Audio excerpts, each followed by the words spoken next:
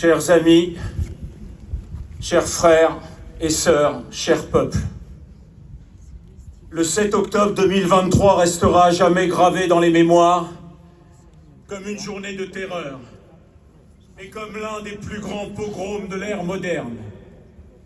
En quelques minutes, plus de 4000 roquettes sont tirées sur le sud d'Israël, saturant les systèmes de défense antimissiles et envoyant plusieurs centaines de milliers d'Israéliens dans les abris.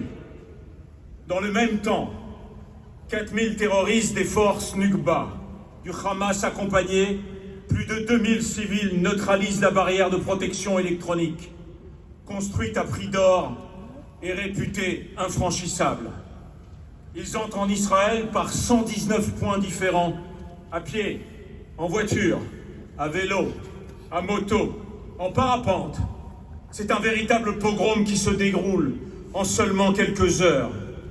Profitant de ce jour chômé et des très nombreuses forces de sécurité en permission dans leurs familles pour les fêtes.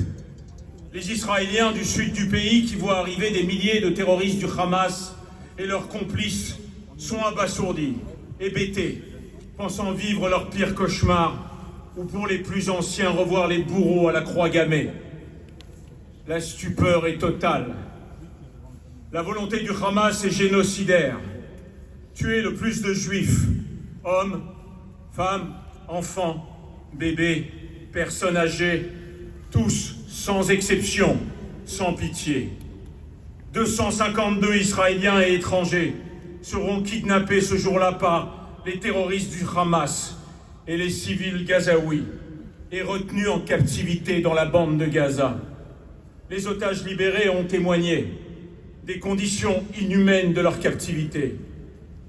La mobilisation pour la libération de ces prisonniers de Sion doit continuer. La terre s'est ouverte sous nos pieds ce matin-là. 1189 Israéliens ont perdu la vie ce jour-là. 313 soldats, 66 policiers et agents de sécurité et 810 civils, dont plusieurs dizaines d'étrangers.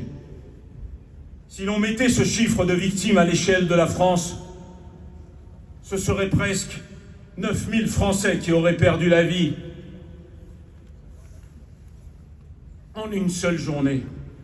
Ce jour-là aussi, des héroïnes et des héros se sont révélés.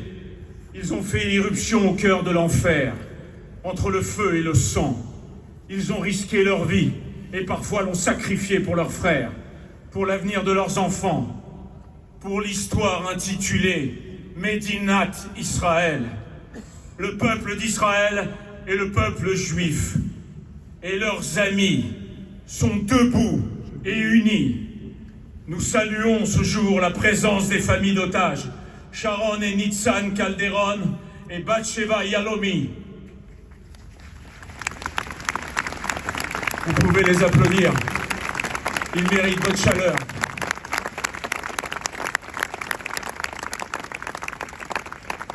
Écoutons maintenant le message du président de l'État d'Israël, Yitzhak Herzog.